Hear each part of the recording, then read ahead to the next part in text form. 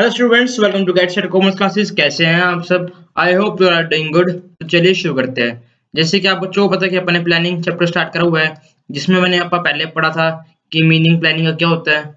फिर अपन ने पढ़े थे फीचर्स और क्या कह सकते हो कैरेक्टरिस्टिक्स। फिर अपन ने पढ़े थे इंपॉर्टेंस कि एक तरीके से प्लानिंग एक कॉरपोरेट में या कंपनी में क्यों जरूरी है। फिर अपन ने पढ़े थे लिमिटेशंस या कह सकते हो कुछ ऐसे डीमेरिट्स जो कि जब आप प्लानिंग करते हैं या प्लानिंग जिस वक्त काम नहीं आ सकती। फिर अब अपन पढ़ने जा रहे हैं प्लानिंग प्रोसेस, मतलब कि अपने को प्लानिंग किस तरीके से करनी है, मतलब उसमें क्या क्या स्टेप्स इन्वॉल्व होते हैं प्लानिंग के अंदर।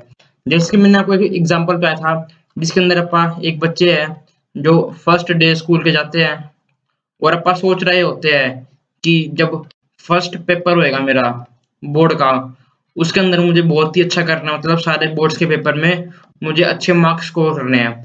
यहाँ से लेकर यहाँ तक उसके लिए स्ट्रेटेजी बनाना, प्लान बनाना कि फर्स्ट डे स्कूल से लेकर पहले पेपर में बोर्ड तक में मुझे कैसे क्या कुछ करना है जिससे मेरी स्ट्रेटेजी या जो मैं अपना गोल है वो अचीव कर पाए।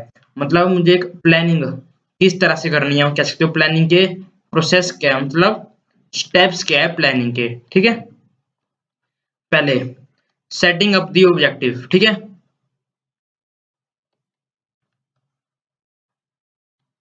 अपना ऑब्जेक्टिव क्या था, अपना गोल क्या था कि गुड मार्क्स इन बोर्ड। मतलब पहले को अपना गोल क्लियर होना चाहिए या कह सकते हो टारगेट पता होना चाहिए कि आप क्या करना चाहते हैं, किसके लिए आप प्लानिंग कर रहे हैं। अगर अपना कोई टारगेट ही नहीं है, कोई अपना प्लान ही नहीं है, मतलब कोई गोल ही नहीं है, तो आप प्लानिंग नहीं कर सकते। मतलब ये देखो, no goal equal to no planning. ठीक है, मतलब पहला क्या है कि अपने को गोल पता होना चाहिए कि अपना टारगेट क्या है। ठीक है, फिर आता है ये setting up the objectives in planning. Function manager begins with setting up of objective because all the policies procedures. ये पॉलिसीज क्या होते हैं, प्रोसीजर्स क्या होते हैं, ये सब प्लान्स होते हैं, पर सारा पढ़ेंगे। And methods are framed for achieving objectives only. The manager set up very clearly the objectives of the company. Very clearly क्यों है, क्योंकि जो कंपनी का गोल होता है उसके ऊपर ही सारे कह सकते हो जो आउटसाइडर है, स्टेक होल्डर्स होते हैं, उनका इंटरेस्ट होता है। अगर कंपनी के गोल अच्छे हैं, मान लो कंपनी का गोल है कि मुझे टारगेट अचीव करना है, अच्छा सेल अच्छी अचीव करनी है, जो उसके स्टेक होल्डर है चाहे वो आउटसाइडर चाहे इनसाइडर है, उनका अच्छा इंटरेस्ट बनेगा, जिसकी वजह से जो कंपनी की वैल्यूएशन है वो भी बढ़ेगी। ठीक है, keeping in mind the goals of the company, मतलब जो कंपनी कह सकते हो जिस वजह से सेटअप की हुई है, जो कंपनी का कह सकते हो एम है सेटअप होने का, उसको अचीव करना चाहिए। And the physical and financial resource of the company. Financial मतलब रिलेटेड टू मनी, फिजिकल मतलब अपना मशीनरीज होगी। ठीक है, managers prefers to set up goals which can be achieved. मतलब क्या है, managers prefer to set up goals which can be achieved. ऐसे गोल्स नहीं रखने चाहिए कि जो नॉट अचीव्ड हो, मतलब goals not equal to not achieved. ऐसे गोल्स होने ही नहीं चाहिए जो नामुमकिन है, हो ही नहीं सकता कि पापा अचीव करे, क्योंकि अपने पास एक तो इतने रिसोर्सेज नहीं होते।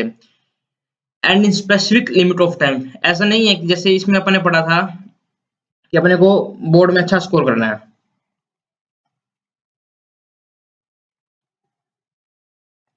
इसमें अपने पढ़ा था ना कि अपने को बोर्ड में अच्छा स्कोर करना है। 2 मिनट 2 मिनट। इसमें अपन ने पढ़ा था कि बोर्ड में अपने को अच्छा स्कोर करना है और इसकी लिमिट क्या होती है, 1 साल। अगर आप इसमें 2 साल लगाएंगे तो फिर इस चीज का कोई फायदा नहीं है। ठीक है, मतलब अपने को अच्छा स्कोर करना है लेकिन विद इन टाइम में, मतलब जो अपना गोल होता है इक्वल टू टाइम लिमिटेड होता है। मतलब वो अपना गोल जो है वो विद इन टाइम लिमिट में पूरा होना चाहिए, वरना उस प्लानिंग का कोई फायदा नहीं है। ठीक है, फिर है डेवलपिंग प्रेमिसेस। प्रेमिसेस क्या होता है, प्रेमिसेस मतलब पास्ट कह सकते हो, पास्ट कह सकते हो, पास्ट प्लान्स कह सकते हो, या पास्ट जो रिपोर्ट्स होती है, ये कह सकते हो। क्या समझाऊं, प्रेमिसेस मतलब मैं प्रेमिसेस मतलब पास्ट फिगर्स कह सकते हो आप, या पास्ट अजम्पशंस, या पास्ट सिंपल है पास्ट फैक्ट्स एंड फिगर्स। ठीक है, मतलब प्रेमिसेस मतलब पास्ट, पास्ट पुरानी मतलब जब आप प्लानिंग कर रहे हैं फ्यूचर के, उसके लिए अपने कुछ अजम्पशंस लेनी पड़ेगी या कुछ फैक्ट्स एंड फिगर को बेस बनाना पड़ेगा। मतलब प्रेमिसेस मतलब basis for assumptions, basis for goal, ठीक है। Premises refers to making assumptions regarding future, मतलब कुछ assumptions लेनी, सारा समझाऊंगा मैं आपको assumptions क्या होती है, बेसिस क्या है। Premises are the base on which plans are made, मतलब जो प्रेमिसेस है उसका मतलब क्या है, assumptions,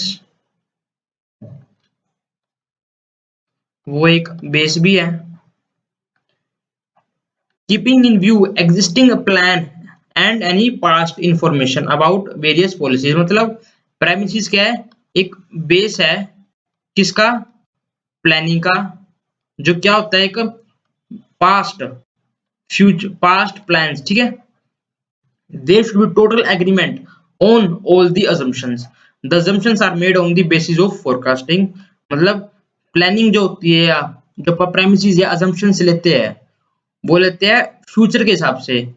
मतलब अपने को मान लो 2 मिनट, अपना टारगेट क्या है, सेल इंक्रीज बाय 30%, और जो लास्ट ईयर अगर देखे तो उसमें अपने को 20% इंक्रीज हुई थी, और इस बार अपने को 30% करना है।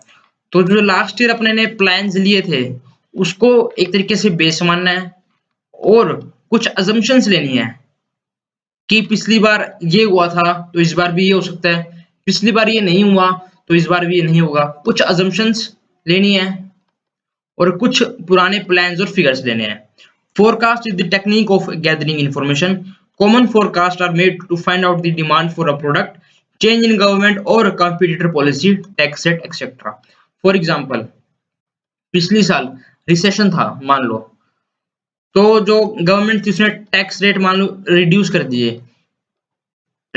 और इस बार बूम पे चल रहा है, तो हो सकता है कि जो गवर्नमेंट है वो टैक्स रेट को बढ़ा दे। मतलब कुछ पुराने तरीकों से या पुराने जो पास्ट में हो चुके हैं इंसिडेंट्स, उनका बेसिस लेना, कुछ अजम्पशन लेनी पुरानी, और अपनी प्लानिंग करनी। मतलब पहले अपना गोल सेटअप कर लिया, फिर कुछ पास्ट फैक्ट्स एंड फिगर्स लिए और उसी से रिलेटेड कुछ अजम्पशंस ली, ठीक है। फिर listing out various alternatives for achieving the objectives, जब आप पढ़ रहे थे कि मेरे को अच्छे मार्क्स लाने हैं बोर्ड में, तो अपने पास 3 तरीके थे कि खाली एमसीक्यू कर लूं, क्वेश्चन पेपर कर लूं, या क्वेश्चन पेपर करूं प्लस सोल्व पेपर करूं। इसमें मान लो आप सोल्व पेपर प्लस रिवीजन, इसमें एमसीक्यू प्लस क्वेश्चन पेपर। अब अपने पास 3 अल्टरनेटिव है, इसमें अपने को कह सकते हो द बेस्ट अल्टरनेटिव लेना है कि इससे अपने को ज्यादा मार्क्स आ सकते हैं, इससे ज्यादा मार्क्स आ सकते हैं, या इससे ज्यादा मार्क्स आ सकते हैं। जो बेस्ट अल्टरनेटिव होएगा वो अपने को सिलेक्ट करना है, ठीक है। After setting up objectives, the manager makes a list of alternatives through which the organization can achieve its objective, as there can be many ways to achieve the objective and manager must know all the ways to reach the objective। जैसे company का गोल है कि जो अपनी cell है वो 10% से increase होनी चाहिए, तो उसके बहुत सारे उनके पास वेज है कि ज्यादा प्रोडक्ट ऐड कर लो, डिस्काउंट करो, एडवर्टीजमेंट करो मार्केट में, by increasing the share in market, समझाता हूँ, by appointing salesmen for door-to-door sales, etc. So managers list out all the alternatives by increasing the share in market, मतलब कि जो अपना प्रोडक्ट है वो और ज्यादा लाना, मतलब उसकी जो क्वांटिटी है वो मार्केट में बढ़ा देनी, ज्यादा प्रोडक्शन करनी, ठीक है। इसका मतलब ये होता है, मतलब उसके पास बहुत सारे अल्टरनेटिव्स होते हैं कि मुझे क्या करना चाहिए जिसकी वजह से जो मेरा गोल है वो पूरा हो चुके। जैसे कि 3 अल्टरनेटिव, पहले क्या था, गोल सिलेक्ट करना, गोल सिलेक्ट करो अपना, फिर कुछ बेस लेना, कह सकते हो अजम्पशंस, या कह सकते हो आप पास्ट फिगर्स, फिर बेस्ट अल्टरनेटिव। अगर अल्टरनेटिव नहीं है, no alternative, no alternative means no planning. इसका मतलब क्या है, अगर अपने पास खाली यही एक ऑप्शन है, ओनली वन ऑप्शन, अगर एक ही ऑप्शन है तो उसमें प्लानिंग तो कुछ कर ही नहीं सकती, अपने को उसी के ऊपर चलना पड़ेगा। अगर मोर देन वन ऑप्शन होंगे जब ही प्लानिंग होगी, ठीक है।